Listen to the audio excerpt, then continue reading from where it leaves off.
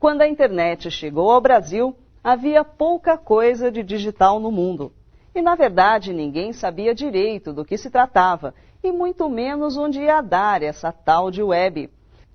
Agora você vai conhecer um personagem que viveu tudo isso de perto e conta como tudo começou. Você sabe como a internet surgiu no Brasil?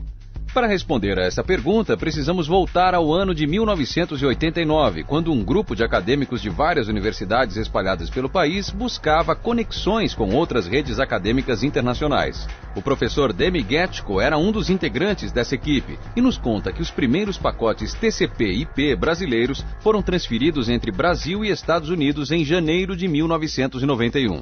Eram apenas algumas linhas de texto, e-mails simples, mas que chegavam ao destinatário instantaneamente. Uma revolução para a época. Era incrível, porque na época você conseguia entrar em contato com qualquer pessoa e o correio eletrônico na época tinha um grande valor. Em geral, quando você recebia um correio eletrônico, você se apressava a responder rapidamente, porque não havia o que há hoje, o excesso de lixo, de spam. Então as cartas eram todas consideradas de extrema importância. Então o status da ferramenta correio eletrônico era muito elevado na época. Você consegue imaginar que naquela época o backbone de todo o Brasil, ou seja, a conexão mais rápida existente, era de 4.800 kbps, ou quase 12 vezes mais lento que uma conexão de escada. E por isso mesmo, cada pacote de dados era tratado com extremo cuidado para que não houvesse nenhum desperdício de banda. Na época não tinha imagem, então, na verdade, essa história de que uma imagem vale 1000 palavras, é verdade também no tamanho. Uma imagem em geral é muito mais do que 1000 palavras. Então, se você manda um monte de carta de correio eletrônico, isso é muito menos do que uma imagem, uma simples imagem digitalizada. Os domínios .br foram registrados em 1989, antes mesmo da primeira transferência de dados entre computadores brasileiros e estrangeiros. Isso era o início da formação de uma rede nacional, já que cada computador ganhou um nome. O seu computador hoje em casa tem um nome, só que esse nome é em forma de número, que os técnicos chamam de endereço IP. IP de Internet Protocol. Essa base de registros foi então estruturada na Fundação para o Apoio à Pesquisa de São Paulo, FAPESP, e depois foi transferida para o Núcleo de Informação e Coordenação do .br, o NIC.br. Todo mundo que registra um site no Brasil faz isso por meio do NIC.br. A rede começou muito acadêmica, mas por volta de 93, 94, já havia movimentos de provedores, né, que tentavam transformar as velhas BBS, que eram redes de troca de mensagem sem conexão com o mundo, em algo conectado ao mundo. O que trouxe a grande explosão da rede, em minha opinião, foi a existência da World Wide Web. Quer dizer, quando entrou o www, que foi a forma das pessoas criarem sites, criarem conteúdo, isso causou uma explosão, porque isso também permitiu o comércio na rede. Seria muito difícil comerciar na rede, ou fazer transações de compra e venda, se tivéssemos só correio eletrônico. Tem que mandar uma carta, dizendo, quero comprar tal coisa, pode ser, pode não ser. Ia ser muito delicado e muito complicado fazer isso. Com a World Wide Web, se abriu um novo mundo aí de transações na internet. Mas tudo só começou a mudar mesmo quando os 3 Ws entraram na história. O www de World Wide Web, ou simplesmente Rede Mundial em português, trouxe consigo as primeiras páginas como as entendemos hoje, e para navegar por elas, os primeiros browsers.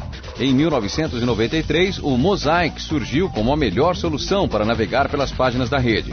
Aí, aquela rede pequena, utilizada para fins acadêmicos, caiu nas mãos de todo o público. Era o início do boom da internet. Até 94, 95, os registros eram feitos um a um. Alguém pedia um domínio, era 1 por dia, 2 por dia. E aí o Alberto Gomide, que era o técnico responsável na FAPESP por isso, fazia o registro na base de dados.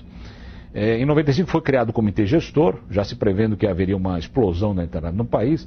Em 96 já se viu que não dava para continuar registrando 1 por 1, porque começou a aparecer uma grande demanda de áreas não acadêmicas, e aí nós contratamos um software, foi desenvolvido um software dentro da FAPESP, foi contratada uma equipe de pessoas que enriqueceram a equipe original, e foi criado um software que foi sendo aperfeiçoado e roda até hoje, que permitiu automatizar o registro. A automatização do registro é de fins de 97.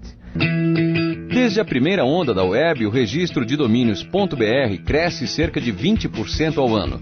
Uma curva ascendente tão forte que algumas regras precisaram ser definidas para evitar problemas. Na internet vale o conceito de quem chega primeiro e registra o nome que está disponível, ele fica com aquele nome se não houver nenhum tipo de problema. Então, é evidentemente que no começo da rede houve uma corrida para nomes, e o comitê gestor tomou cuidado, vendo que isso podia gerar um monte de problemas. Então, se vocês lembram das providências, por volta de 97, 98, na época nós tínhamos restringido o registro a um domínio por CNPJ, para garantir que não haveria uma corrida a nomes, que depois poderia fraudar legítimos titulares. Isso foi mantido até 99, quando abrimos para 10 registros por CNPJ, e hoje nós abrimos sem limite, porque a gente acha que quem não acordou até agora para a rede, já é um pouco tarde para chamar a atenção dele. Realmente difícil encontrar alguém que ainda não tenha acordado para a internet. A rede está promovendo mudanças em todo o planeta, aproximando pessoas, facilitando a vida de todos nós.